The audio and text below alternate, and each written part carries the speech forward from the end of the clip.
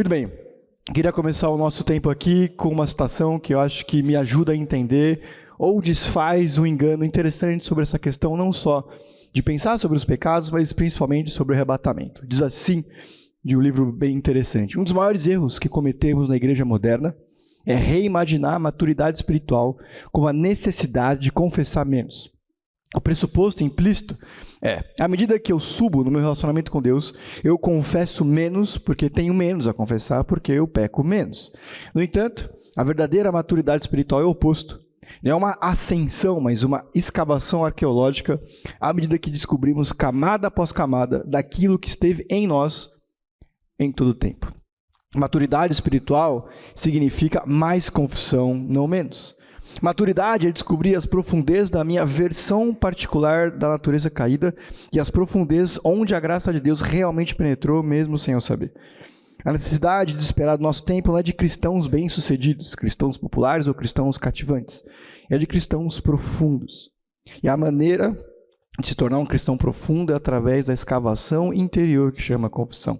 O caminho da maturidade espiritual é uma descida, não uma ascensão. Uma comunidade que amadurece é uma comunidade que confessa. Não uma igreja sem pecado, mas uma igreja sem segredos. Vamos lá, reações sobre isso. Concordamos, discordamos, por que concordamos, por que discordamos, porque é um absurdo, porque está certo. Vamos lá. Super concordo. Concorda, por quê? Porque a gente fica procurando conhecimento espiritual e ele tem que justamente fazer isso na gente, essa avaliação. E às vezes a gente fica só ali no conhecimento, mas a gente não traz para a nossa vida. Então, quanto mais conhecimento, eu acho que deveria ter mais escavação, como ele disse ali, e tem que ter mais arrependimento. Quanto mais a gente conhece a palavra. Ok, que mais? Outras impressões? A palavra, ela é o espelho que nós somos, que mostra isso, né? Então, à medida que você lê e conhece, você entende o quanto pecador você é, né? Ok. E Deus te leva a confissão maior, mais. Alguém falou aqui na frente? A senhora? Eu também concordo, porque à medida que você vai confessando, é que você vai descobrir as camadas. Né? E daí você vai tentando ajustar. E você nunca chega numa absoluta, já confessei tudo. Você vai descobrir que tem mais e mais e mais. Aí você começa uma dedicação mais espiritual e uma dedicação espiritual. Ok. Sim.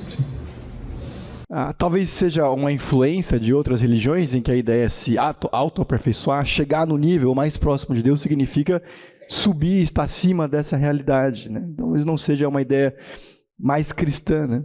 A ideia, o mito aqui é que muitas vezes o cristão ou a cristã deve flutuar acima das tentações, chegar a um estágio que não é tentado, ou criar essa ilusão de que eu não tenho mais nenhum problema, não enfrento mais esse tipo de luta. Quem acha que confessar menos está subindo em direção a Deus é porque em algum nível está anestesiado pela própria hipocrisia, de eu não sou assim, eu não preciso, eu não tenho tantas dificuldades. Na verdade, que bom que Deus nos salvou, porque você precisa muito da graça de Deus. Uma espécie de moralidade seletiva, em que eu sou muito pronto para ver os erros de todo mundo ao meu redor, e nisso a gente é especialista. Mas nem sempre atento e sensível à voz do Espírito que quer apontar em mim e você as nossas dificuldades. Eu gosto bastante dessa ideia. Esse livro não é sobre confissão, maturidade espiritual necessariamente, mas essa ideia de escavação arqueológica me parece que aproxima muito mais daquilo que Deus entende como santidade, né? De ser cada vez mais tornado separado por e para Deus. Crescer na fé não significa que novos pecados estão surgindo à medida que eu conheço mais de Deus e Ele me transforma, mas que eu sou capacitado a perceber coisas que por causa da minha dureza, imaturidade, insensibilidade, não estava conseguindo. Toda ilustração tem a sua limitação, mas em um momento da vida alguém usou a ideia de uma lanterna, né? Então, à medida que eu me aproximo mais de Deus, essa luz se afasta de mim e eu vou percebendo em mim mesmo áreas que eu não estava percebendo antes, por causa de alguns vícios, dificuldades muito significativos, muito pontuais, que assim que eu fui convertido pela graça de Deus, eu percebi pelo poder do Espírito que não era para ser assim. Mas à medida que a gente cresce, conhece, a gente vai percebendo e sendo capacitado a enxergar com mais nitidez as nossas dificuldades. E esse alvo final que ele delimita aqui, né, uma igreja sem segredos. O pecado ganha espaço porque a gente não percebe o mal que ele tem feito em nós mesmos e nos outros. Uma comunidade madura não é aquela que finge perfeição, finge que não é afetada pelo pecado, mas que tem a coragem de dizer uns para os outros: a gente precisa conversar sobre isso. Eu tenho enfrentado essa dificuldade. Eu tenho um amigo, Daniel Simões, ele é pastor na Memorial de São Paulo, ele diz que a gente passa a vida inteira escondendo do outro aquilo que ele sabe que eu sou e eu também sei que ele é. Tá tudo bem? Tudo bem. A gente sabe que tudo não está bem. Eu vou arriscar nunca. Né? Só quando ele estiver no céu, na eternidade, ao lado de Jesus, sendo iluminado pela graça de Deus, morando em Nova Jerusalém. A gente sempre tem alguma coisa que a gente pode compartilhar e, sobretudo, ser fortalecido uns pelos outros. Uma das minhas primeiras experiências aqui na Fonte, fui no acampamento de jovens do ano passado, mais ou menos em junho, se eu não estou enganado. Foi bem legal, porque aqui na igreja a gente tem uma cultura de conversar uns com os outros, e o jovem, logo no segundo dia, eles ainda tinham o hábito de me chamar de pastor, porque me levavam a sério. E aí, pastor, vamos conversar. Eu, por favor. Não, porque tem acontecido isso em casa, e é muito difícil falar sobre isso, porque eu acho que eu sou... Ele diz essa frase, por mais estranho que pareça ouvindo. Eu acho que na igreja ninguém mais tem esse problema. Quando eu olho para as pessoas, famílias da igreja, eu acho que ninguém enfrenta isso. Em algum nível, a percepção dele era de que essa era uma dificuldade dele, e o que era difícil de enfrentar, duro de lidar, ainda era mais difícil porque ele tinha essa falsa impressão de que só ele tinha essa dificuldade, né? E lógico, a gente tem que ter sabedoria e discernimento do que a gente confessa uns para os outros, escolher o momento, escolher o pecado também para não enfraquecer aquele que está fraco, porque alguém pode dizer: ah, não, mas se fulano de tal está lutando com isso... A gente tem um coração enganoso suficiente para descansar no erro do outro, sentir ainda mais confortável com o meu erro. É verdade. Mas a Bíblia também diz para confessarmos nossos pecados uns aos outros. A pergunta é com quem, não se deveríamos fazer isso. Tudo bem? Pergunta: por que é tão difícil? Aí eu falo meio rápido. Se você perceber que eu estou falando muito rápido, você tem total e plena liberdade de virar para mim e fazer assim. Eu não vou me sentir ofendido. São 10 anos vem desse gesto. Vamos lá. Por que é tão difícil, desafiador e resistente o nosso coração a confessar? Porque a gente tem tanta dificuldade em fazer isso. Orgulho? De que forma isso mostra o nosso orgulho? Quem falou? Desculpa, perdi para você. Ok. O coração é enganoso. A gente consegue transformar mal em bem. A gente não consegue enxergar que determinada coisa é ruim e, portanto, confessar fica mais longe ainda. Que mais? Preguiça. De que jeito? Ok. O mundo jaz o maligno. Nada no ritmo dessa vida nos faz parar, olhar para a criação e dizer: tem um Deus que é bom, eu não sou tão bom assim, portanto eu preciso... Não. Confunde também arrependimento com culpa. Eu nutro a minha culpa e parece que eu estou arrependido, e não necessariamente. Ok. Eu só constatei, mas não necessariamente me arrependi. Eu não tenho tempo para essa história, mas ela é muito boa. Tinha uma igreja muitos anos atrás que estava crescendo muito rápido, especialmente com o público jovem.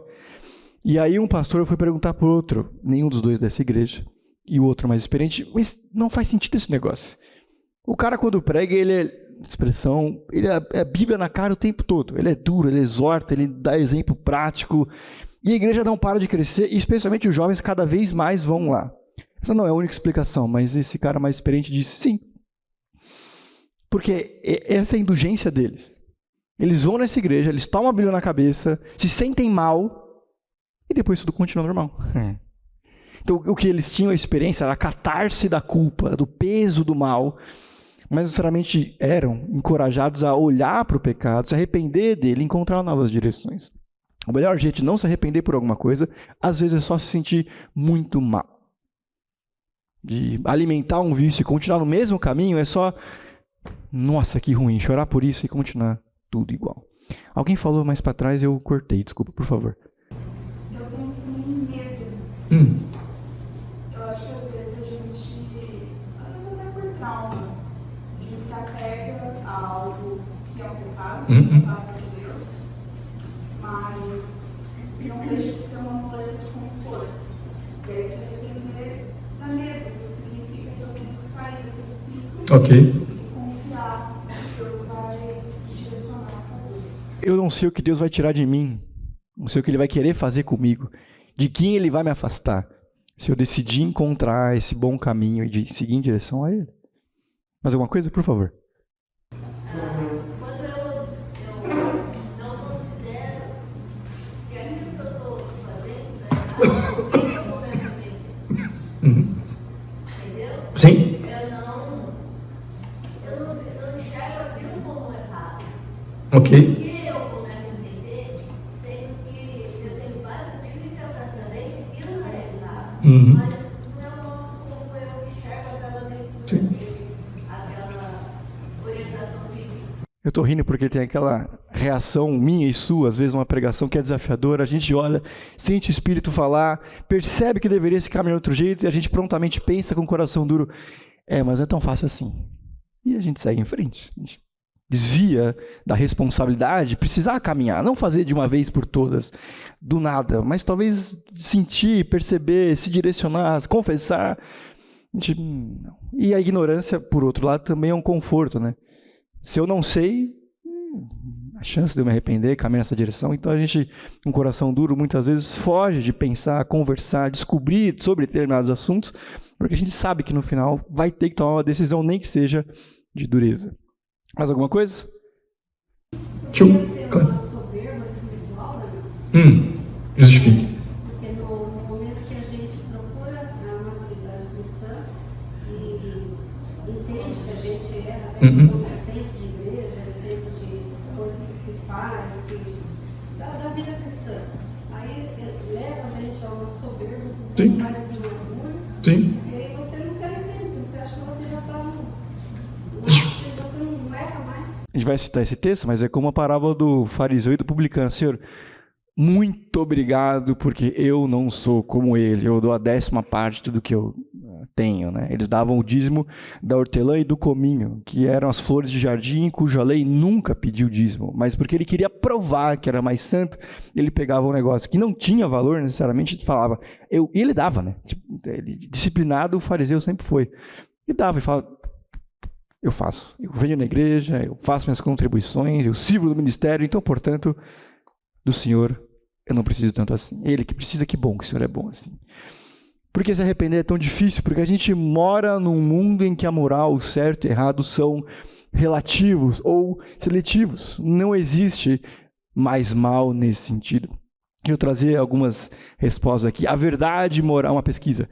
A verdade moral é relativa, ou seja, depende do certo e do errado. Depende de você, a sua resposta, que você se sente bem.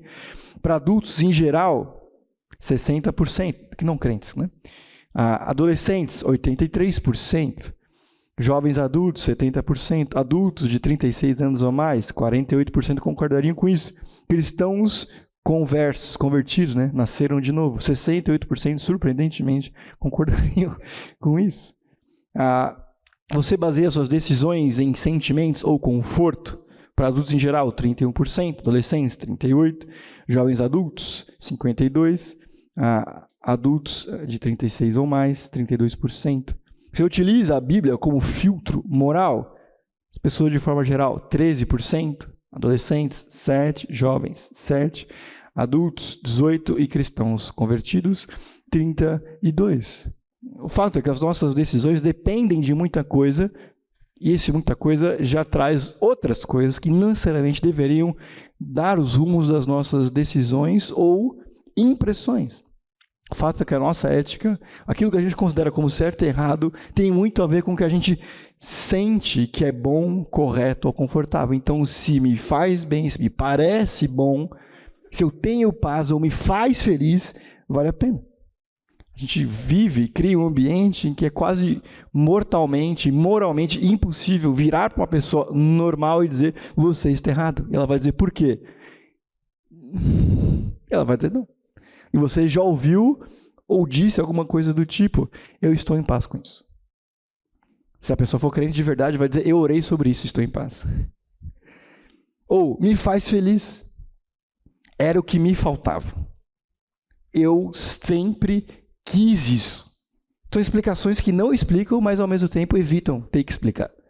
Parece um ponto final numa discussão. Por que você está fazendo isso? Porque eu estou bem. Porque eu sempre quis. Deus não tem nenhum tipo de acordo, promessa em cumprir os nossos desejos ou fazê-los ser verdade. Ao contrário, deveria colocar para análise dele. Se não existem absolutos, tudo é permitido. O mundo não fala mais, as pessoas não falam mais em adultério, fala em caso. Pecados são desvios, vícios, jeito ou personalidade. Se a gente não tem consciência do que significa o pecado, a definição mais básica, simples, qualquer criança do SEMER sabe, errar o alvo, não tem do que se arrepender, não tem por que se arrepender. E eu não vejo, portanto, necessidade de mudança. E nem tenho medo do juízo de Deus. No mundo que não tem certo e errado, a gente não precisa mudar de sentido, direção ou mente. Deixa eu trazer alguns outros motivos. É difícil arrepender porque o arrependimento confronta o nosso pecado. É bastante confortável dizer, virar uns para os outros e aceitar. Nós somos pecadores. Beleza. É muito difícil quando alguém olha no meu olho e diz, você é egoísta. É muito difícil meditar, participar de uma pregação, do estudo, coinonia, pequeno grupo, discipulado e falar, eu sou ansioso. Eu duvido da graça, da provisão de Deus, todas as vezes que eu estou profundamente preocupado e não consigo dormir porque eu não sei de onde vai vir o meu socorro.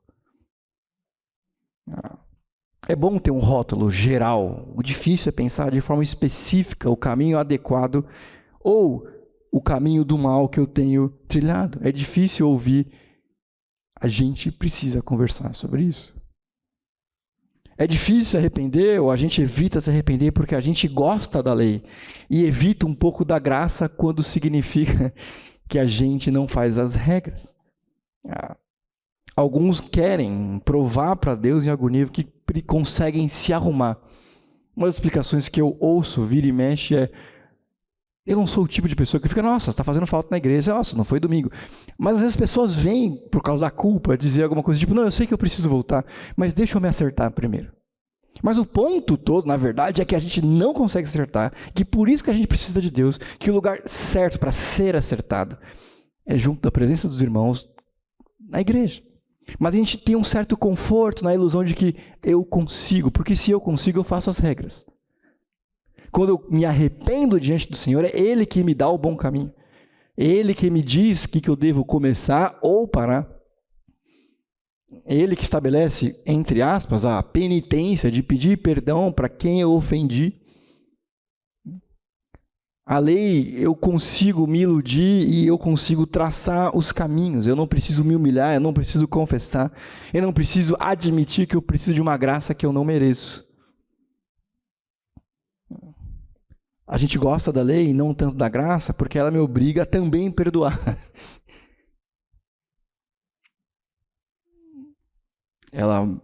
A graça me força a olhar para o outro que é diferente de mim e dizer, ela também está estendida até você, mais ou menos como Jonas. Jonas não queria ir para Nínive porque ele entendia com convicção que os ninivitas não mereciam, sobretudo, nada da graça de Deus.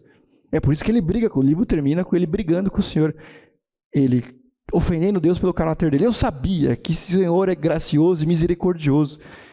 Aí Deus, imagina Deus dizendo, sim, esse é o ponto todo.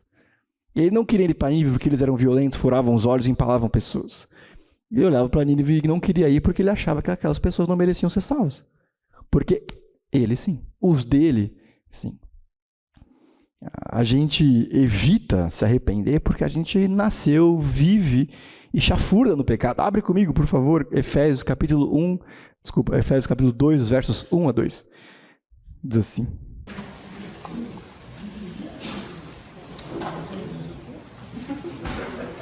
Efésios capítulo 2, dos versos 1 a 2. Paulo, crente, escrevendo para crentes na igreja mais madura do Novo Testamento, junto talvez com a de Filipos, diz assim, vocês estavam mortos em suas transgressões e seus pecados, nos quais costumavam viver, quando seguiam a presente ordem deste mundo, e o príncipe do poder do ar, o espírito que agora está atuando em desobediência. Antes, todos nós também vivíamos entre eles, satisfazendo as vontades da nossa carne, seguindo os seus desejos e pensamentos, como os outros. Éramos merecedores da ira de Deus. Não tem ninguém que não tenha sido profundamente afetado pelo pecado. A gente não deseja arrependimento, a gente não se envolve com arrependimento, e a gente não para isso porque a nossa natureza carnal evita isso. Sobretudo, não é uma coisa que a gente tem prazer em fazer, e na verdade o que a gente é especialista é em dar explicações, criar justificativas por que faz isso. Porque estava corrido, porque eu estava cansado, porque eu sou assim mesmo. A gente foge, a gente esquece, a gente briga para não ter que pedir perdão. Imagina, ou tente imaginar comigo a sensação de ouvir de alguém: você precisa me pedir perdão. Não sei você, para mim já surge automaticamente algumas explicações e eu preciso pedir perdão. E você... A gente tem medo do confronto e da exposição. Arrependimento significa lançar a luz sobre as trevas. Significa dizer para Deus, e muitas vezes para os outros, como eu errei com você, como eu sou incapaz, como eu sou mal. Isso fere o nosso orgulho. Isso destrói a imagem que a gente gostaria de manter uns para os outros. Imagina ser reconhecido alguém que luta contra o orgulho, que tem dificuldade com generosidade, que é invejoso. Uma vez eu perguntei para um pastor mais experiente, era uma série sobre os pecados capitais, que não são pecados piores, mas são pecados significativos que os cristãos ao longo da história pensaram que eram grandes problemas. Nesses 30 anos de ministério, quantas vezes... Ou aconteceu, eu não queria indicar a resposta, né? Eu falei, você lembra de alguma vez que alguém te confessou, pediu ajuda, aconselhamento por ser invejoso? Por ser mesquinho? Não ter dificuldade de lidar com dinheiro, porque falta, porque gasta muito, porque agarra-se a isso de forma... A resposta que eu ouvi foi não. Ninguém nunca sentou na sala dele e disse, eu preciso de ajuda porque eu sou invejoso. Que significa duas coisas. Ou a gente venceu esse mal, pela graça de Deus, o poder do Espírito, em 2000 anos. Ou a gente não percebe, ou a gente não luta contra. Deixa correr. Deixa eu trazer alguns falsos arrependimentos, alguns jeitos que a gente se arrepende, mas não são tão arrependimento assim, para depois pensar de fato o que é arrependimento. Primeiro, o arrependimento pagão ou de escambo. É o fariseu da parábola, Deus, obrigado porque eu não sou como os outros homens. A gente sempre está pronto para apontar o erro do outro. Sempre para dizer como o outro é ruim. Eu sou ruim, mas ele é pior. Eu sei que eu fiz alguma coisa de errado. Eu sinto muito por isso, Senhor. Mas obrigado porque o Senhor me fez assim. Porque eu não tenho dificuldade desse jeito. Porque eu não caí dessa forma. É uma tentativa de manipular a Deus, né? Quando a gente se arrepende, diz, Senhor, me desculpa por isso e eu prometo que nunca mais eu estou oferecendo alguma coisa parecida com remorso para que Deus não traga disciplina sobre mim. Ainda que eu possa, inclusive, pedir para o Senhor que alivie a sua mão, uma coisa é uma coisa, outra coisa é outra coisa. Eu não ofereço alguma coisa para Deus para que Ele me entregue outra. Essa é outra religião. Falso arrependimento é uma mera confissão. Eu digo, eu errei. Israel no Antigo Testamento inteiro.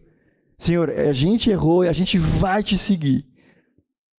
E fica por isso mesmo. Oséias 6,4 diz, o que eu posso fazer com você, Efraim? O que eu posso fazer com você, Judá? O seu amor é como a neblina do manhã, como o primeiro orvalho que evapora. Eu digo que eu estou errado para que você não possa dizer mais nada sobre mim. Quando a pessoa, não, mas você fez isso, eu fiz mesmo. Fiz, não devia ter feito. Acabou, né? Conversa, não precisa? Não, tá bom.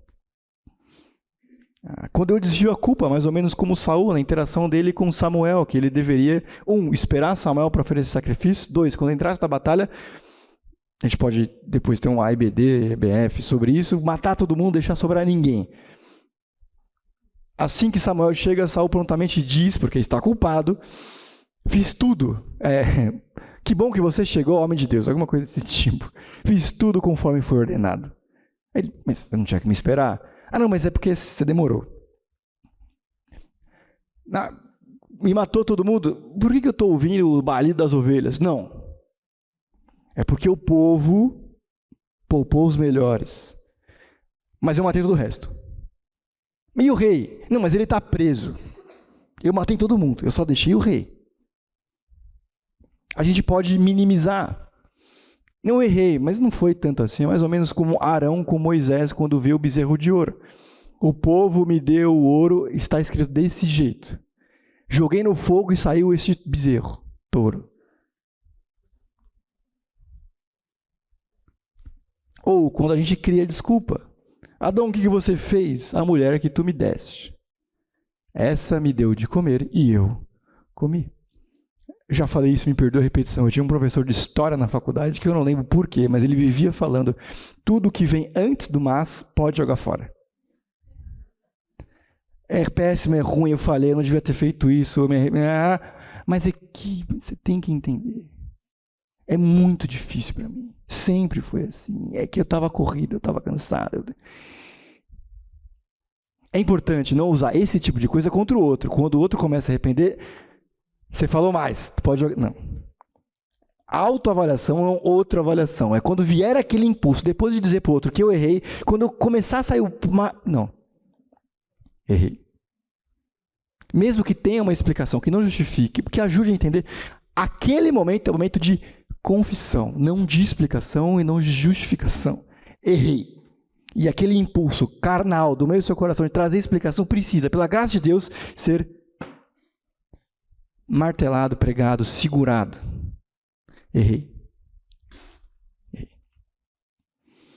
Falso arrependimento é a tristeza do mundo, que aparece na Bíblia algumas vezes em contraposição à tristeza segundo Deus. O falso arrependimento, ele não gera mudança, ele gera culpa, ele gera tristeza, ele gera incômodo, ele gera medo, mas ele não é manifesto e nem é transformado pelo poder de Deus. É quando a gente tem remorso pelas consequências. Eu me sinto mal de verdade, porque não era para ser assim, porque eu te prejudiquei, porque deu prejuízo, porque eu te chateei, mas fica nisso. É quando eu tenho vergonha de ter sido descoberto. Mas é esse o meu incômodo maior, na verdade, é porque eu fui pego. É quando eu tenho medo de perder benefícios. É quando é alguma coisa apenas emocional. Eu fico realmente, verdadeiramente triste pelo que aconteceu.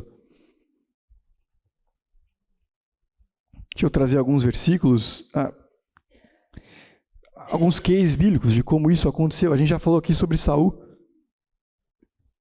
A consequência de Saul foi que ele foi rejeitado por Deus. A dinastia dele deixou de existir. Houve silêncio profético. Deus já não falava com ele. É por isso que ele vai buscar médio de Endor? Endor? Tá certo.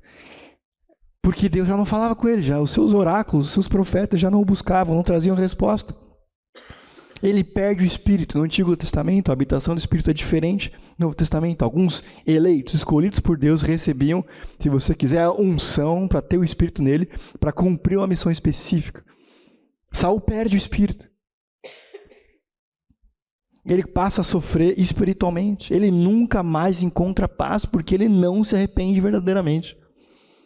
Acã decide esconder debaixo da tenda dele algumas coisas que eles tinham conquistado depois de uma batalha.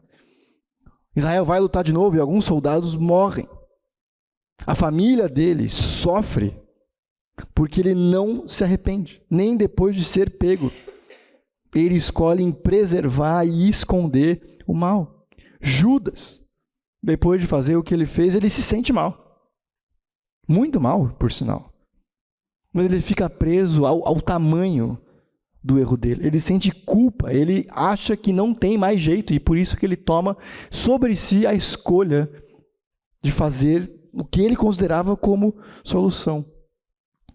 Às vezes eu estou dando aula para pré-adolescente, gente bem novinha, que não necessariamente vai entender o que eu estou dizendo, mas eu digo para que fique guardado no coração dele, olha no olho e fala, guarde isso, você não vai lembrar, você não sabe o que significa direito, mas fique gravado no seu coração. Nunca é tarde demais para a graça de Deus. Não importa o tamanho do seu erro, nem quão longe você tenha ido, Deus sempre te recebe de braços abertos de volta. Não permita que o engano do seu coração te leve a fazer escolhas, ou que você pense que tem que fazer essa escolha, porque não tem mais jeito. Sempre pode se arrepender.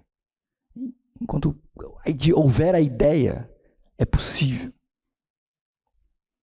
A gente tem Ananias e Safira, que é a consequência mais radical que a gente pode ver na Bíblia inteira, talvez, da falta de arrependimento, ou resultado da dureza de coração depois de uma escolha ruim. Eles vendem uma propriedade, dão uma parte, dizendo que é o todo. Ou porque a gente pode elucubrar, porque eles queriam ser reconhecidos como gente fiel. Alguns versículos anteriores diz que Barnabé, pode ser o mesmo, pode não ser, vendeu uma propriedade e deu tudo que tinha para a igreja. Pode ser que eles, ouvindo sobre isso, tiveram a ideia de fazer o mesmo. Pode ser. Pode ser porque muita gente faz isso, como Atos capítulo 2, verso 40 até o 46, talvez, diz que as pessoas fazem isso, eles também pensaram em fazer. O fato é que eles fizeram, não eram obrigados a vender, não eram obrigados a dar, não eram obrigados a dar tudo, não precisavam nem dizer se era parte ou era todo, mas deram dizendo que eram tudo.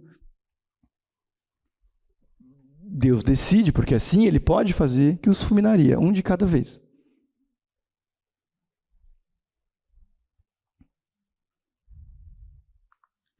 Deixa eu trazer uma definição.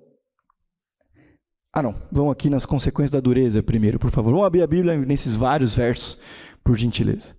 Salmo 38, do 3 a 7, Hebreus 13, 13. Josué 22, 20, deixa eu ver o outro aqui, Isaías 59, 1 a 2, Hebreus 12, do 5 ao 6. Algumas consequências de não se arrepender ou não se arrepender direito, biblicamente falando. Abre comigo, liga a sua Bíblia. Alguém pode ler, por favor, que abriu em Salmo? Não há partição na minha carne, por causa da tua indignação. Não há saúde nos meus ossos, por causa do meu pecado. Pois já se elevam acima de minha cabeça as minhas iniquidades, como fardos pesados excedem as minhas forças. Tenho feridas que cheiram mal, e estão cheias de pus por causa da minha insensatez. Sinto-me encurvado e muito abatido. Ando de luto o dia todo. Os meus lombos ardem e não há partição na minha carne.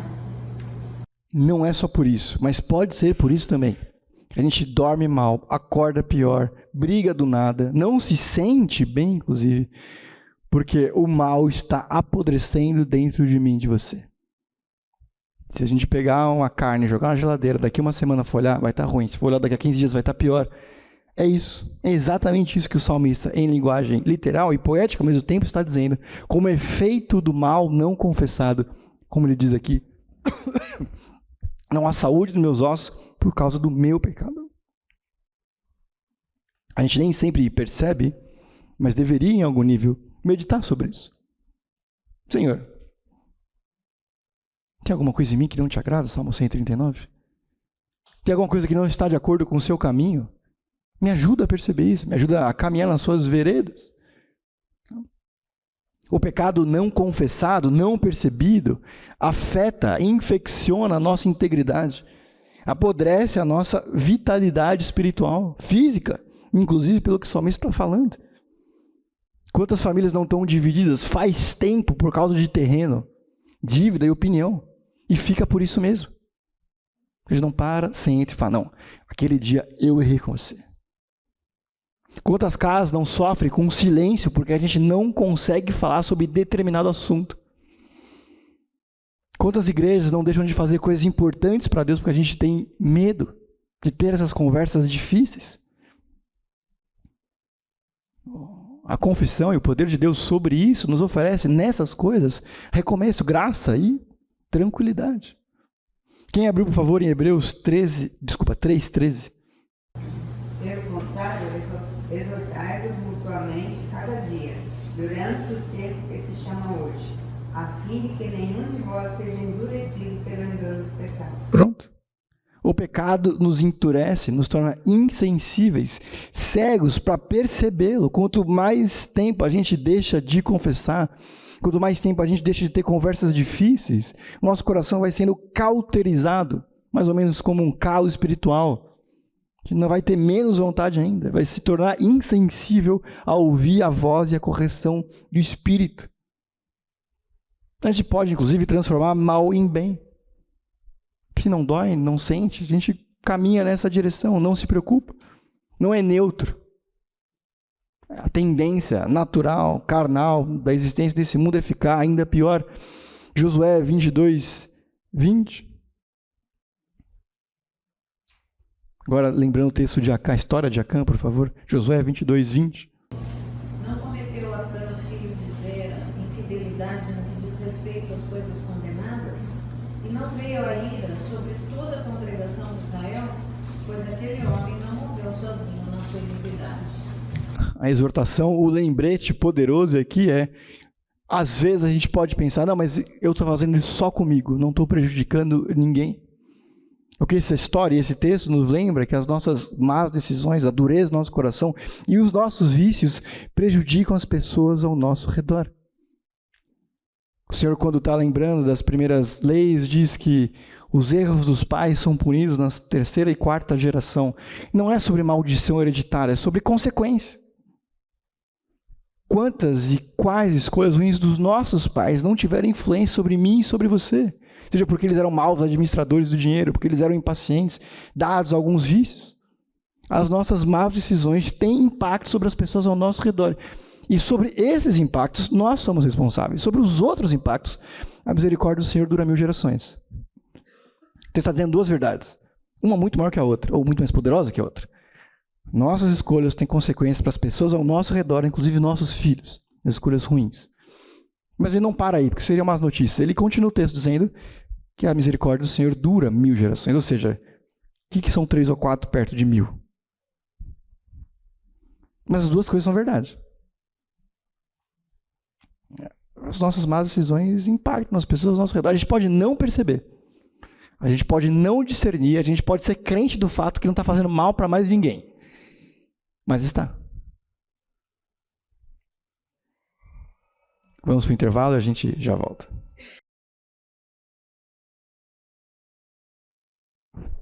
Teste. Muito bem. Obrigado, Cris. Vamos lá. A gente estava lidando aqui com o texto de Josué. Então vamos para o próximo, Isaías 59, 1 e 2, sobre as consequências da dureza do efeito pecado em mim e você. Quem abriu? Isaías 59, do 1 ao 2. Vê se a mão do Senhor não está encolhida, para que não possa salvar, e o seu ouvido não está surdo para não poder ouvir. Mas a iniquidade de vocês fazem separação entre vocês e o seu Deus. E os pecados de vocês, que vocês cometem, o levam a esconder o seu rosto de vocês, para não ouvir os seus pedidos. Deus está no mesmo lugar. Ele é o pai da parábola do filho pródigo, sempre com os braços estendidos para nos receber de volta. Porém, a dureza do nosso coração atrapalha esse relacionamento. Algumas das nossas orações, não é que elas não são ouvidas, mas em relacionamento, essa proximidade, a nossa sensibilidade, inclusive, para ouvir a voz do Senhor, a direção dele, são quebrados. Se o melhor lugar para se estar perto de Deus, na nossa linguagem figurada, o pior lugar para se estar é longe dele. Das direções dele, da sabedoria dele, da direção dele. As nossas más decisões, nossa falta de envolvimento em confessar os nossos pecados, nos colocam nessa posição. Não senti-lo, não saber sobre ele, não buscá-lo. Próximo texto, Hebreus 12, 5 e 6. Vocês se esqueceram da palavra de ânimo que ele lhes dirigiu como a filho.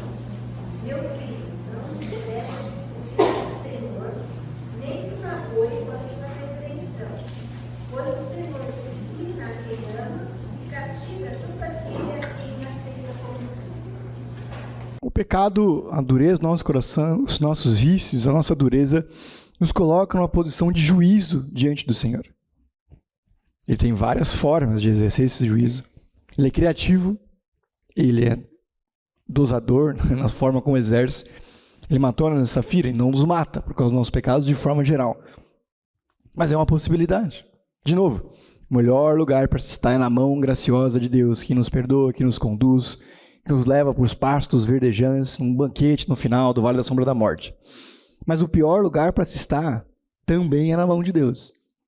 Ele pesa a mão. O professor Carlos Oswaldo, na época de seminário, disse uma coisa que a sala sempre é uma bagunça de forma geral, mas às vezes ele falava umas coisas que todo mundo ficava em choque. Ele cansava de dizer, não há pecado nas Escrituras que tenha passado impune. O que é um lembrete para mim e para você, duro, de que a dureza do nosso coração, os nossos vícios, os nossos pecados, nossas iniquidades serão punidas. Nem sempre com a morte. Mas tem muita dificuldade que a gente enfrenta, muito não que a gente recebe, problema que a gente tem que lidar, porque a gente segue firme e decidido na pior opção possível. Longe de Deus, fazendo a própria vontade, sendo escravo das próprias emoções. Deixa eu trazer uma definição breve, básica, fundamental, não exaustiva e não vai determinar a sua definição do que é arrependimento. Mas vamos lá. Arrependimento bíblico une a metanoia, a palavra que aparece no Novo Testamento, e o chuva hebraico, uma transformação profunda que redefine mente e ações de um indivíduo. Longe de ser mero remorso, sentir-se mal, ter medo pela consequência, exige duas coisas. A atitude radical de abandonar o pecado, virar para longe, para fora, de costas, e firme decisão pelo certo. Esse rompimento esvazia o antigo estilo de vida para que o pecador possa ativamente caminhar em retidão e novidade de vida. Assim, a conversão se consolida no encontro salvífico com Deus, quando a gente percebe que não estava tudo bem, que precisa da graça de Deus, do poder do Senhor Jesus Cristo na cruz, e na santidade que pressupõe a submissão diária à autoridade dele. A palavra do Antigo Testamento significa, de novo, virar, voltar para trás, dar a volta. É o tipo de mudança que a gente vai ver de forma mais clara, especialmente no Novo Testamento. Em 1 Reis 8, não precisa abrir, entre 46 e 53, chuve é sobre alguém voltar-se o coração e confessar a maldade. Nos Números 23, 19, diz que Deus não se arrepende, ou seja, ele não volta atrás, ele não muda de direção. No Novo Testamento, a palavra arrependimento significa, basicamente, mudança de sentido, direção ou mente. Então, são dois movimentos que o arrependimento bíblico pressupõe. Eu vejo mal e abandono, viro de costas, rejeito depois de percebê-lo. E junto disso, não são duas etapas, mas um movimento único de dois movimentos. É a melhor coisa que eu posso fazer. Que aí, então, eu vou na direção do certo. Eu entendo aquilo que Deus queria de mim, me capacita a fazer, pelo poder dele, não porque eu sou capaz, mas pela graça do Espírito, eu consigo ir em direção a isso. É um movimento duplo e completo. Por isso que não basta só e apenas não quero mais, me sinto mal, eu vou parar. É preciso discernir, descobrir, ser exortado, encorajado pelo aquilo que é o correto. Boa confissão é: eu falei com você quando fiz isso e eu deveria ter tal coisa. Eu fui impaciente, rude, grosso, usar essas palavras, quando eu deveria ter dito, entendi. Me ajuda, me explica melhor. Ou eu deveria ter dito palavras mais mansas sobre isso. Talvez não concordando necessariamente, mas dizendo, ok. Deixa eu falar como o cristianismo aparece, tu traz isso na Bíblia. Mateus 4, 17. Vai passar um pouco mais rápido agora. Jesus diz, arrependei-vos, porque está próximo o reino de Deus. Ele deixa claro isso em Lucas 5,32. Ele diz que veio chamar pecadores ao arrependimento e não justos. Ou Lucas 24, 47, ele vem trazer arrependimento para a remissão dos pecados. Arrependimento na pregação de Jesus é um tema central, não é uma nota de rodapé que ele fala uma vez e depois trata de outros assuntos, é central. O anúncio do reino é arrependei-vos porque o reino está próximo. Faz parte das primeiras palavras públicas de Jesus, já como ministro do Evangelho, da apresentação dele dessa forma. Jesus não oferece dicas de bem-estar, como melhorar de vida, fazer as coisas darem certo. Ele exige, pressupõe e ensina para todos os efeitos metanoia. O reino de Deus é acessível para aqueles que abandonam a mentalidade antiga e passam a abraçar a pregação do Senhor Jesus Cristo, que, de novo, pressupõe arrependimento. Os apóstolos pregam arrependimento, Atos 37, 2:37 a 38. 38 diz: arrependei-vos para que vocês sejam batizados em nome de Jesus para o perdão dos pecados e receberão o dom do Espírito. Atos 3:19, arrependei-vos e voltem-se. Aqui é uma duplicidade, voltem-se e voltem-se. Arrependei-vos e voltem-se para Deus, para que os seus pecados sejam cancelados. A igreja primitiva nasce diante do quebrantamento e da confissão. A pregação dos apóstolos é exatamente a mesma de Jesus, como deveria ser. Arrependei-vos, arrependei-vos. A aproximação com Deus e a manutenção do relacionamento com Ele, bom, porque nunca é quebrado. Deus não nos diz salva, deixa de salvar, a gente não perde a salvação, mas o relacionamento pode ser profundamente prejudicado por causa da dureza do nosso coração e resistência em confessar os nossos pecados. Eu tinha uma professora, isso é uma prova de que nada passa, as coisas ficam na cabeça mesmo, que dizia de EBF, quando eu tinha menos de 5 anos, com certeza. Dona Nelly, que hoje está com 96 anos. Sim, então imagina, quanto tempo faz? Sou velho. E aí ela dizia sempre, porque eu não sei contexto, eu só lembro dessa frase, que eu já falei 400 vezes, você já me ouviu nessa igreja, e eu vou falar de novo, eu vou tentar não falar nos próximos 6 meses para não ficar repetitivo. Ela dizia, por que quando a gente pede perdão é Deus, perdoa meus pecados, se quando a gente peca é um de cada vez? É que eu sempre troco, mas ela dizia alguma coisa do tipo, por que se a gente peca no atacado, varejo, a gente pede perdão no atacado? É o que ela falava. Eu tinha 5 anos, ela falava essa frase, eu não aprendi, mas eu entendi. Porque quando a gente vai confessar no final do dia, Senhor, perdoa os meus pecados. Amém. Se quando a gente errou e foi rebelde com Ele, foi um de cada vez, e ela completava, que tipo de arrependimento é esse, se eu não sei quando eu errei? Eu não elenco, penso sobre qual foi meu erro de fato, do que eu estou me arrependendo se eu não sei do que eu errei. Eu não estou falando que a gente não vai dormir, vai ficar a noite inteira, Senhor, perdoa porque eu fui rude, falando de tal, e aí eu fui impaciente, e aí eu não orei na dificuldade, e aí eu fui rude, aí eu fui grosso. Não, mas 2, 3. Senhor, eu errei nisso, quebrei o seu mandamento nisso, eu deveria ter sido amoroso, paciente, não ansioso, menos ganancioso, não invejoso. Me ajuda, Pai, por favor, na próxima vez que uma situação parecida com essa pessoa que me irrita tanto, abrir a boca, eu já fico irado, Senhor, me dá a sua graça para olhar para ela e ver como o Senhor a vê, como ovelha sem pastor, cuja sua misericórdia também se estende, cujo também tem a imagem segundo as suas características, segundo a sua semelhança, Pai. Que eu não sou superior a essa pessoa, que do mesmo jeito que eu sou impaciente com ela, tem quem é impaciente comigo, que deveria me tratar melhor, então, portanto, me dá a sua graça para ser paciente com os insuportáveis. Amém. A dona Nelly estava certa. A gente, desculpa qualquer coisa, amém. A primeira tese de Lutero, que ele prendeu lá, quando estava em discussão com a Igreja Católica, foi: dizendo nosso Senhor e Mestre Jesus Cristo, arrependei-vos. Certamente que toda a vida dos seus crentes na terra seja um contínuo arrependimento. De todas as teses que ele começou a discussão sobre as indulgências, começa a primeira tese dele, é o como deveria ser central na minha e na sua vida, o arrependimento. Se colocar-se diante de Deus para que a graça dele nos invada e ofereça o seu perdão. Que isso vem de colocar diante deles nossos erros e é o que a gente compra da instituição e ela, portanto, oferece como perdão.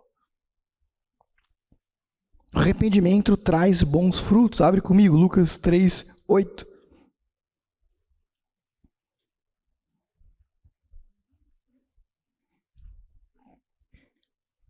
Diz assim. Quem abriu, por favor? Eu não coloquei o texto aqui para mim. Lucas 3:8.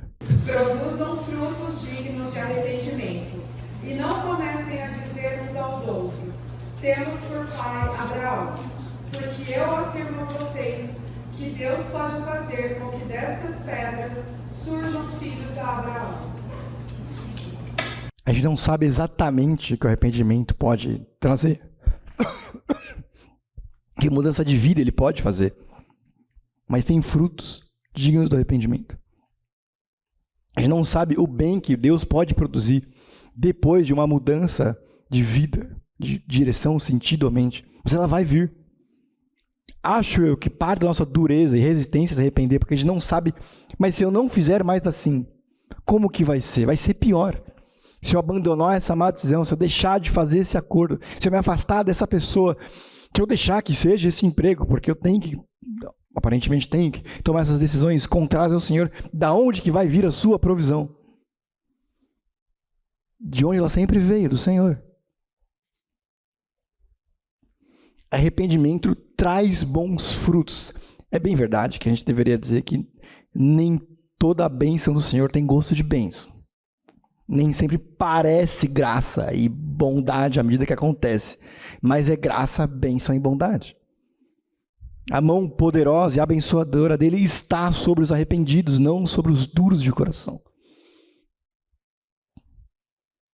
Alguns benefícios de confessar ao Senhor os nossos erros, nomeá-los individualmente, pelo menos alguns deles, dizer para o Senhor: eu errei nisso, eu preciso nessa direção, me fortaleça, me concede poder para isso. Colossenses capítulo 2, verso 13 e 14. O arrependimento apaga definitivamente a nossa culpa, nos livra da mão disciplinadora dele, evita situações difíceis por causa da nossa dureza. Diz assim: ele perdoou as nossas transgressões e cancelou a nossa escrita de dívida que consistia em ordenanças, que nos era contrária. Ele removeu pregando na cruz. Provérbios 28:13 diz que quem confessa deixa. Aquele que confessa é purificado de toda injustiça. 1 João 1:9. Talvez seja um empurrão na boa direção. Se eu me arrepender, pelo menos eu serei perdoado e não vou estar debaixo de uma posição de juízo. Mas segundo, o arrependimento nos traz refrigério. Salmo 51, versos 10 ao 12. Abre comigo. 51, 10 ao 12.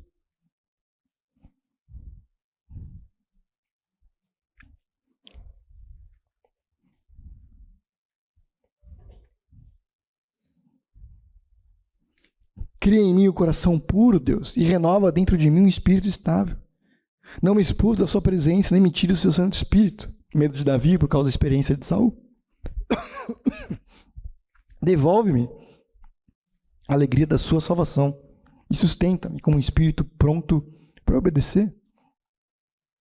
O alívio, o refrigério vem depois.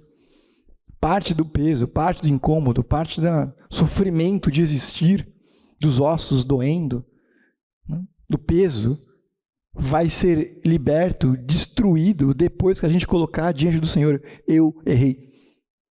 Eu falei, eu fui rebelde. Algumas das nossas dificuldades de cruzar com as pessoas, de conversar com elas, também é porque eu não olhei para alguém e disse: errei com você. O arrependimento oferece a oportunidade de recomeço. É bem verdade que nem sempre vai ser do zero, e que talvez seja incômodo por algum tempo ainda, e talvez o outro não queira reconstruir o relacionamento depois do meu erro, mas parte do peso e da dificuldade vai deixar de existir, porque pelo poder de Deus eu reconheci diante de uma pessoa tão imperfeita quanto eu, que eu errei. O arrependimento oferece restauração de relacionamentos. Mateus 18:15.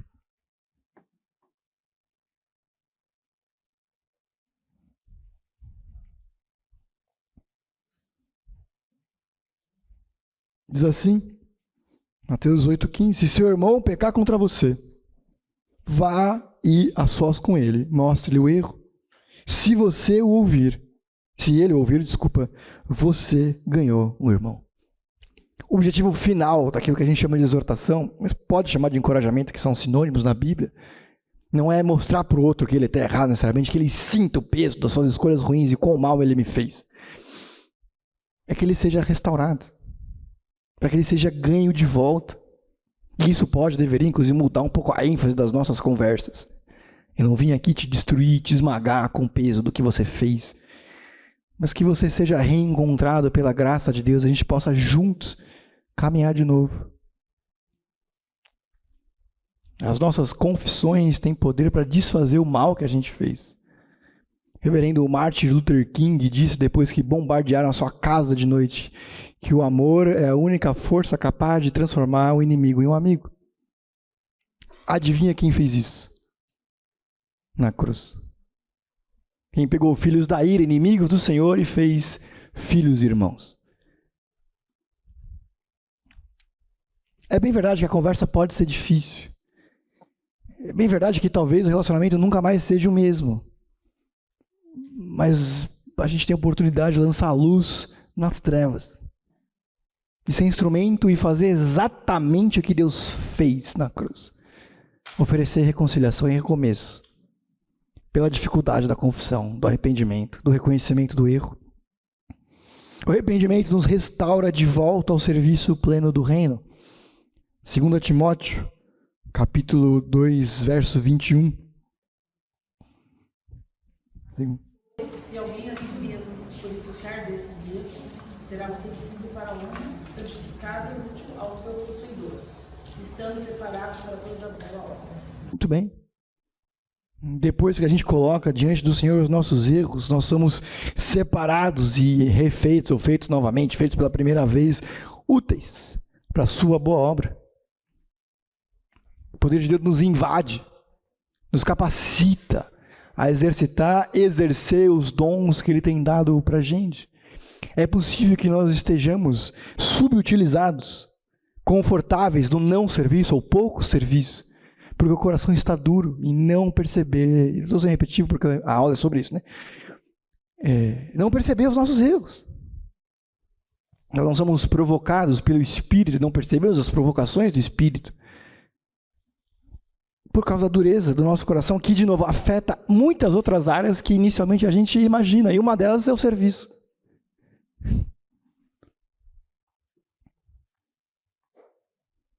Muito bem, como que a gente pode escavar então? Como que eu posso me colocar numa posição para que a graça de Deus me invada, me mostre onde eu estou errado, seja, restaurado ao ministério, seja ainda mais útil para o reino de Deus, para que eu consiga ser instrumento de restauração de relacionamentos e purificado pela graça dele?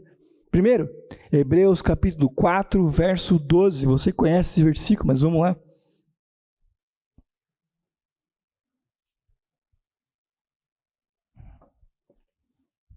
Alguém lê, por favor? Hebreus 4, 12. Porque a palavra de Deus é viva e eficaz, e mais cortante do que qualquer espada de dois gumes, e penetra até o ponto de dividir alma e espírito, juntas e medulas, e é apta para discernir os pensamentos e propósitos do coração.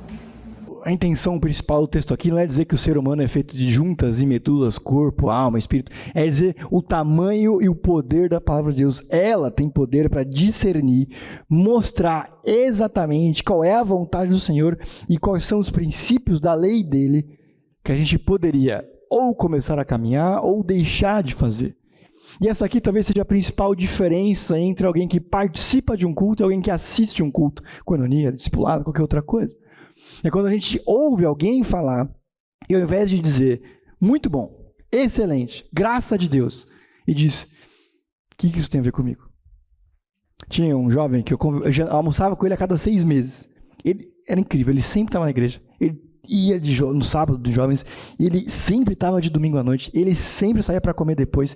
Ele, inclusive, ia em viagens dos amigos, assim, ele sempre estava no meio porque ele era gente boa e tal. E a cada 6 meses eu almoçava com ele, parece pouco, né? Mas a cada 6 meses eu estava com ele, almoçando objetivamente. E eu sempre perguntava, e aí? Como que tá? Não, tudo bem, o trabalho dele era bom, tinha uma vida confortável, trabalhava no fundo de investimento da Natura, uma vida bacana. E aí, cara, você sempre está na igreja, vejo que você gosta, né, queria saber se ele estava tomando uma decisão nessa direção. E ele sempre dizia a mesma coisa. Gosto muito. Acho incrível. As pessoas precisam disso.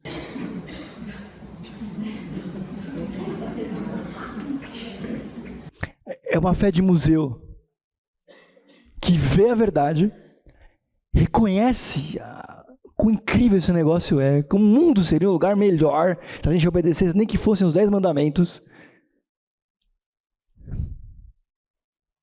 A pregação é excelente, quem fala é muito bom. Amém. Mas eu não medito sobre como aquilo é diferente de mim, ou como poderia ser mais em mim. Como quando eu soube a ansiedade, paciência, generosidade. Como que quando eu não sou paciente, quando eu não sou generoso, quando que eu sou legalista, quais são algumas obediências que eu troco por graça de Deus? Eu penso comigo, eu estou fazendo isso, Senhor, por que eu estou passando por isso? Eu vou na igreja sempre. Porque no fundo eu tenho um pouco desse escambo religioso. Sim. Sim. É muito bom, mas não é para mim. Eu digo, nossa, hoje foi muito bom, pena que fulano de tal não veio. Mas não foi Deus, na sua soberania, que trouxe fulano de tal. Foi eu que Deus trouxe ele. Então era eu que precisava ouvir esse negócio. Então sou eu que preciso meditar sobre isso. Quando a gente pega a palavra meditação no Antigo Testamento, tem 200 significados. Um deles, lá o 8º, o 9º, é o meu preferido, que é reimaginar, é o mais moderno, é reimaginar. Que é eu olhar para o princípio e falar, como que isso funciona para mim? Ansiedade, pronto. Quando que eu não sou ansioso? O que seria não ser ansioso nessa situação? Então eu vejo o princípio, vejo a verdade e tento reimaginar a situação pelo princípio. Eu leio o versículo, faço devocional, oro, ouço uma música, vejo uma pregação e falo, tá, entendi, muito legal, muito bem feito, muito inteligente. Minha vida, meus relacionamentos, minhas durezas, minhas dificuldades, meus vícios, minhas boas visões pelas quais eu posso agradecer ao Senhor que tem me capacitando. Porque senão não tem muita diferença entre ir ao cinema e ir à igreja. A gente assiste, a gente gosta, a gente critica. Tinha um professor de seminário que falava que o almoço de domingo é sempre pastor assado. Foi chato, foi longo, ele fala rápido, não entendi nada, não sei o quê. Nós somos chatos, nós falamos rápido, nós podíamos dar exemplos melhores, a gente conta história engraçada demais, perde o sentido às vezes. Tudo isso é verdade. Mas por favor. Daniel, nesse sentido, eu estava pensando, assim como a gente está lendo a palavra, aquilo te toca, naquele momento que você fala, eu sou assim, né? Também eu pensei com relação ao arrependimento, que eu acho que seria importante cada crente, ele, naquele momento que ele reconhece que pecou, pedir perdão na hora, porque às vezes a gente fica nessa, à noite eu vou pedir, chega à noite, Senhor, perdoa minha vida. E se a gente tivesse esse hábito de, nossa, ali naquele momento, você se arrepender e confessar, né? E não deixar para depois, porque às vezes o dia a dia acaba te engolindo e você fala, não foi nada, enfim, amanhã eu penso, não vai deixar. No mesmo sentido desse, que você está falando você lê a palavra, você reconhece e você... E uns com os outros, porque as pessoas são muito prontas e muito rasas para dizer como a gente errou. O que é bom, num certo sentido. Então, ao invés de dar a explicação, já falam, errei, é verdade, errei, não devia. Vamos partir daqui. Porque também evita o outro começar a esmagar, você fez isso porque eu errei, devia ter sido, não fui, errei. Já, beleza. Lógico, também pode usar mal esse negócio, né? Para evitar que você me mostre como eu estava errado, não sentir o peso das escolhas, vou já, super trunfo, errei. Não é isso também exatamente. A gente pode fazer oração que escava, Salmo 139, versos 23 e 24, já citei aqui, mas vamos lá, a palavra tem poder. Salmo 139, 23 e 24.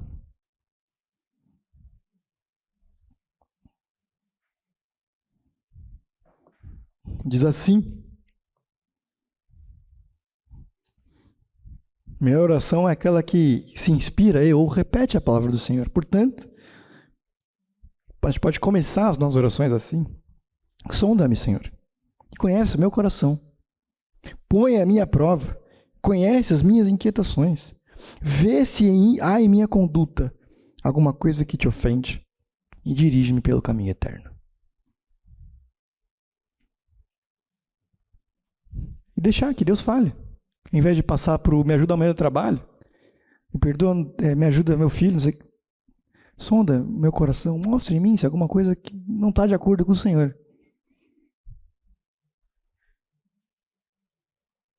Acho eu que a gente vai ser capaz de lembrar de uma outra coisa. Que o Espírito vai trazer à mente, que vai mostrar alguma situação em que podia ter sido feito de outro jeito. E a partir dessa memória, que o Espírito tem poder para convencer da justiça do juízo, esse é o ministério dele, a gente pode então, Senhor, errei nisso. Me ajuda a abandonar, a se aproximar. A gente deveria cultivar relacionamentos de cobrança. Provérbios 18, outro texto bastante conhecido, 18:1.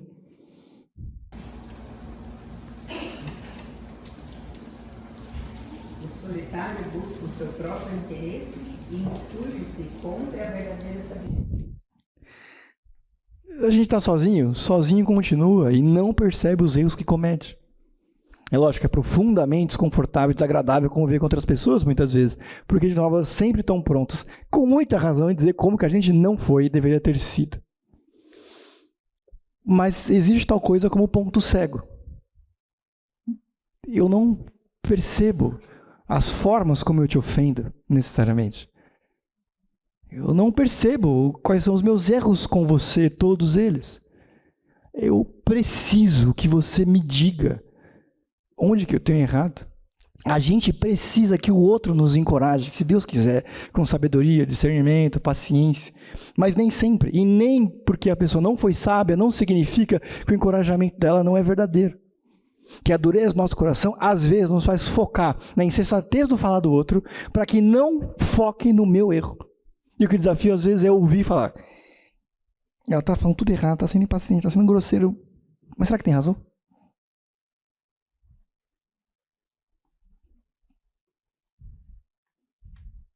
Nem é meu amigo que está me falando isso. Mas será que tem razão? É por isso que é impossível viver o cristianismo de forma individual. Porque a gente segue em frente. Nós somos todos um bola de destruição. Vai batendo, destruindo, machucando, magoando. Porque quer, porque precisa, porque não percebe, porque está com pressa, porque, enfim, tanto faz. Mas o outro é o afetado. O outro sabe as formas como a gente tem prejudicado. E a gente precisa desses encorajamentos, correções, chacoalhões.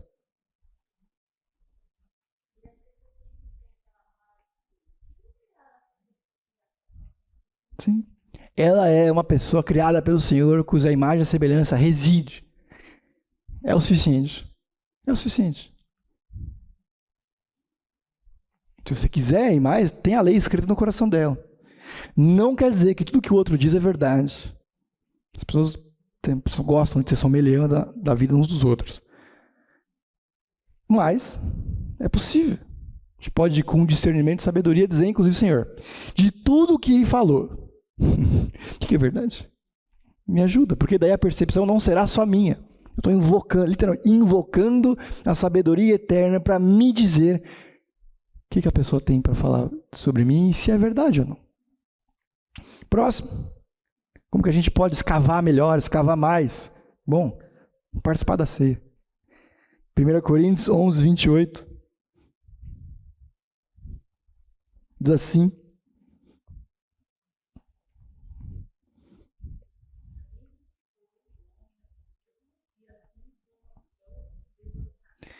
A ceia é essa literalmente oportunidade na nossa igreja mensal, que a palavra nos encoraja, comanda, examine-se a si mesmo. É por isso que sempre tem um tempinho entre todo mundo pegar os elementos todos e comer de verdade.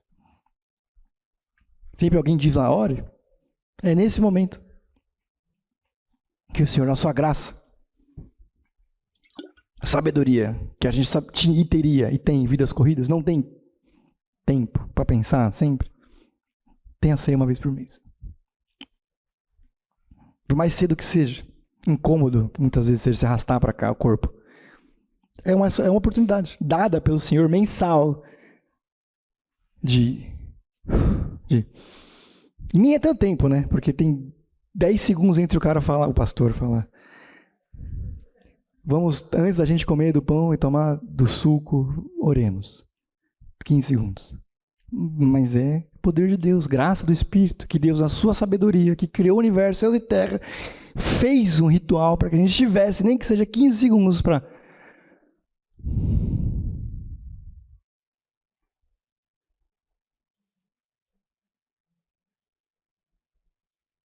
Me ajuda, Senhor. Me capacita. Manda, inclusive, discernir o corpo, que pode ser entendido como olhar ao redor e ver se eu não tenho alguma coisa, para pedir perdão pelo outro. Que a gente não está muito bem, porque eu ou você que seja. E aí, Deus te conceda graça e sabedoria para começar uma conversa com tranquilidade, sabedoria, discernimento, cujo objetivo no final é restaurar o relacionamento, não esmagar com culpa.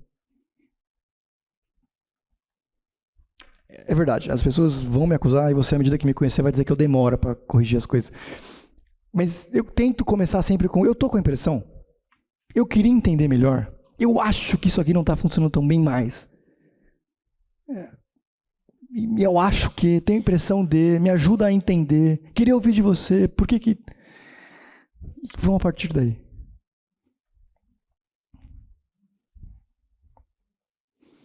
Perguntas para autoavaliação, não para outra avaliação.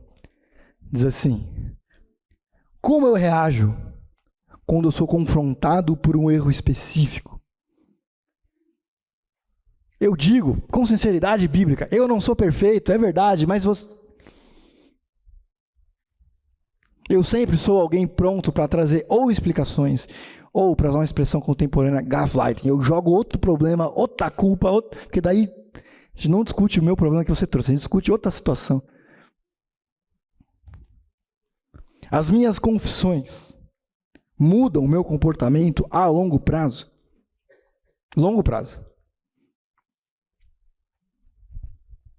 Eu choro pelos estragos da consequência. Eu fico incomodado porque está dando tudo errado. Triste porque perdi, porque eu confesso só quando eu sou descoberto. E mantenho oculto ou intocado o mal na minha rotina. É lógico, tem algumas lutas que eu e você, por causa da dureza do nosso coração, por causa do mundo que jaz no maligno, a gente vai lutar ao longo de toda uma vida. O que significa cair menos, às vezes significa resistir daqui até o final, mas sabendo que é difícil, pedindo força para o Senhor daqui até Ele nos levar.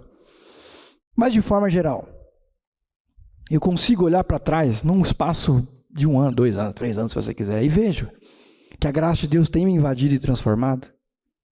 Que eu vejo que é difícil, mas eu tenho sido mais paciente, mais misericordioso, menos dado a tal coisa. Amém por isso, mas é uma boa medida. Para onde está direcionada a minha indignação moral? Eu sempre estou pronto para acusar e saber o erro de todo mundo. Sou eu a espada do espírito das pessoas que me cercam, mas profundamente leniente, complacente, tolerante e silencioso com o meu próprio egoísmo, com a minha futilidade, com a minha falta de domínio. Deus tem se tornado irrelevante no meu planejamento diário. Eu faço o que eu quero, quando eu quero, na hora que eu quero, do jeito que eu quero. E as minhas conversas com Deus são basicamente orientadas em como Ele pode ou deveria cumprir a minha vontade. Lembre-se, a ideia toda desse projeto é ser feito à imagem do Filho dele, Jesus Cristo, Romanos 8, 28 e 29. Mas eu trato o Senhor como aquele que assina os meus documentos. Senhor, eu preciso disso, faça isso, me livre disso. Amém. O arrependimento, a confissão, tem o poder, de novo, de nos transformar e moldar a imagem do Senhor. Se a gente se arrepende pouco, se a gente confessa menos transformado, portanto, seremos. De novo, a ideia, pelo que o Tyler Stanton falou no começo, é a gente confessar mais, ter mais tempo de confissão. Talvez não na extensão dele, mas na rotina dele. Errei nisso, me ajuda nisso, me capacita nisso. Ou não estou errando, Senhor, me ajuda a resistir. Fica firme na sua graça. Quando alguém aponta defeito em mim, eu sinto uma necessidade enorme de lembrar um defeito da pessoa. Eu ataco a integridade. Eu aponto um erro. Eu faço o meu pecado parecer pequeno, justificado.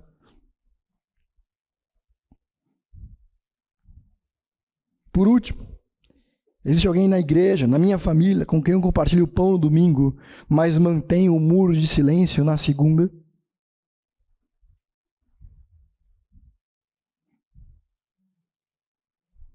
Vamos orar. Senhor, muito obrigado porque o Senhor é Deus bondoso, paciente e misericordioso.